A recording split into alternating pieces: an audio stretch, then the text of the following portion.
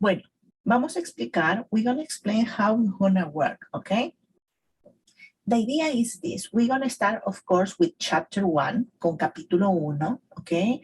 And every time we're going to add more chapter.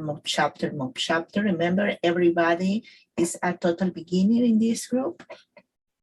What you need to go is to the channel, mi tía Olga, okay? And you go to the playlist nivel 1, and you select which chapter you are, okay? Right now it's only one chapter, it's capítulo 1, that's it, okay?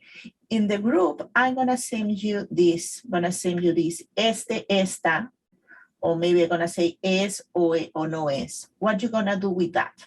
If I say este, for example, this one, you go there, and you have this. You record it yourself and put it, you can do pause here, and you can say, este y esta, okay? Louder, recording yourself and put it in the group. Esta es, you need to decide which is the correct answer here, Señora Áviles. And you continue with everything, okay? You read everything, send us, I'm gonna correct everyone, or maybe it's like the idea is make a community and everybody can do the feedback for the others. For example, in this case, if I say, esta es, señora Áviles, maybe Maria going to tell me, Olga, I think that is not correct, you make a mistake, I think it's esta es, and you tell me the answer, okay? In this case, everyone is going to speak in Spanish, improve the pronunciation, the conjugations. For example, if they're talking about usted habla español, you go there. And this is more a conversation. ¿Sí? Señora Salinas, buenos días. Señor Campbell, ¿cómo está? You can make it of this, and maybe I'm going to tell Maria, you need to talk with Julio about this conversation. Okay?